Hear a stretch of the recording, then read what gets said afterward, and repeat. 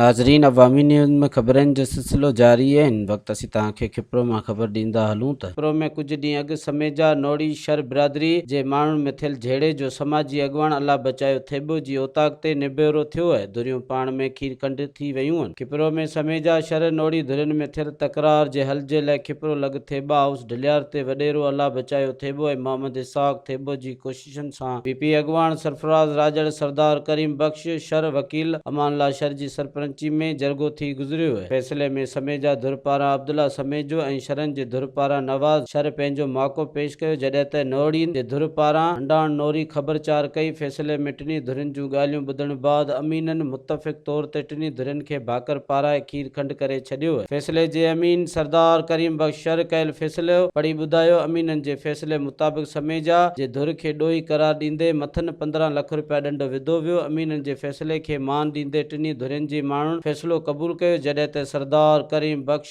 Sir बिरादरी जी रज़ामंदी सां समेजन खे ॾंड माफ़ करे भाकर पाराए छॾियो। आख़िर में मेज़बान वॾेरो अल्लाह बचायो थेबो चयो त असां इलाइक़े जे अमन लाइ कोशिश कई है, अल्लाह मदद कई है। अॼु झेड़ींदड़ धुरियूं खीर खंड थी वयूं आहिनि। खतरो हो ये ॻाल्हि अॻिते वधी वधी आहे, ॾाढो नुक़सानु थिया पाड़े में असांजे में ऐं असांजे हिन तहलके खिपरे में कॾहिं बि इन क़िस्म जो का जंग झेड़ो थियो आहे त असांजी कोशिशि रही आहे त असां उन्हनि खे उन खे फौरी तौर ते हल कजे, उहो वधी न सघे। त हिन मामले में जॾहिं हिननि जो झेड़ो थियो त पोइ असां उन में मुंहिंजो राब्तो थियो करीम बख्श ख़ान शर सां, त असां वेही गॾिजी ॻाल्हायो, हुतां ख़लीफ़े लाल मोहम्मद सां थियो।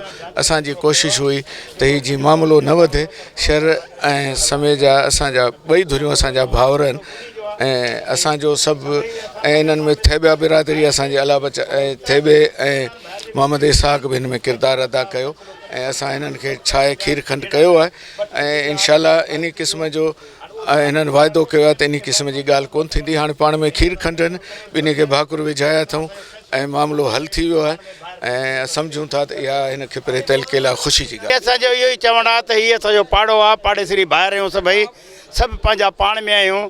शरनि ऐं समेजनि जो कुझु नोड़नि जो विसो पती हुन झेड़े फॾे में उन टिनि धुरनि जो पाण में तकरार थी पियो। अॻु में बि असां कोशिशि कई, फैसला फाड़ी रखियासीं, पर कंहिं वजह सां कॾहिं असां न आहियूं। वरी सरफराज़ ख़ान हो, कॾहिं उहो कोन हुयो, वरी हुनजी पंहिंजो पार्टी जूं जवाबदारियूं, पोइ कुझु डिले थी वियो त उन विच में वरी 3 झेड़ा थी विया। हिकिड़ो पहिरियों थियो, 2 झेड़ा ॿिया बि थी विया। पोइ वरी कोशिशि करे सरफराज़ ख़ान जी कोशिशि जी, अल्लाह बचाए ख़ान थेबे जी वधि वधि कोशिशि, जंहिंजो हीउ बंगलो जंहिंजो तॾो आहे, उन कोशिशि करे फ़ैसिलो रखायो। असां पंहिंजे बिरादर खे चयो त बाबा राजूणी फ़ैसिलो कयूं था, इहे धुरियूं क़बूल कनि। उनखे हींअर ॿिन्ही धुरियुनि खे रज़ामंदी सां असांजो फ़ैसिलो क़बूल कयूं, ख़ुशि थिया, राज़ी थिया, दुआ घुरी, अलहम्द पढ़ी हुनखे भाग करो जे पाण में ॻोठ रहनि। अहिड़ी त असां ते महिरबानी जेका आहे असां करीम बख्श ख़ान शर अलाह बचायो थेबो, ॿिया जेके बि हिते असांजूं बिरादरियूं आहिनि उन्हनि माण्हुनि जी असां सभिनी खे हिते सॾु करायो आहे। इहो फ़ैसिलो असांजो जेको आहे सो इंसाफ़ वारो फ़ैसिलो थियो आहे। अलाह ऐं अलाह जो रसूल कंदो त ॿई धुरियूं कोन कंदियूं। शर ऐं समेजे में को बि फ़र्क़ु कोन्हे। हिते ई भाउ आहिनि, सॼी ज़िंदगी गॾु रहिया आहिनि। 2 भाउ घर में बि विढ़ी वेंदा आहिनि, इहो दस्तूर ख़ुदा ई आहे, उहा दुश्मनी में शइ कोन थी अचे। ही पाण में विढ़िया त सॼो राज विच में पइजी वियो हलियो। बुनियाद ते हिकिड़ो झेड़ो थियो ऐं तमामु वॾो फ़साद फितनो थी वियो, खून रेज़ी ताईं वञी इहो मसइलो पहुतो।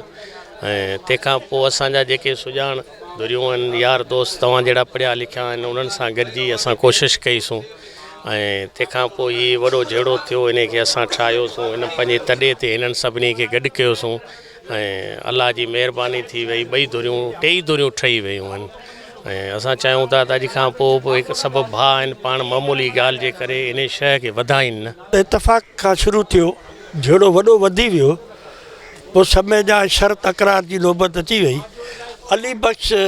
हाजी अली बख्श शर अलाह बचायो थेबो ऐं साईं सरफराज़ ख़ान राजड़, हिननि खे हाजी करीम बख्श ऐं हिननि खे असां विच में आंदा अमीन थिया ऐं हिननि जी वॾी महिरबानी थी जो वॾे नुक़सान खां असांखे बचाए वरितो। समेजा शर अमन सां पाण में भाउ थी विया। ॾोह ॾंड असां उसूली तरह सां असां ते ॾोह ॾंड पियो समेजनि ते, जेको शरनि माफ़ कयो। इहा आहे फ़राख़ दिली ऐं हिक ॿिए सां मुहबत सां ऐं दिलि में मेर कढण जी इहा निशानी आहे। फ़ैसिलो थियो आहे शरनि समेजनि जो, इन में साईं अलाह बचायो सरदार हाजी करीमभाई खान सरफराज राजड़ साहब ॿिया मौजूदनि जी वॾी महिरबानी है, वॾे नुक़सान खां बचायो अथनि। अल्लाह इन्हनि खे ख़ुशि रखे, आबाद रखे। मज़ीद खबरों और तफसीलात के लिए विजिट करें हमारी वेबसाइट www.awamiNewsHD.com।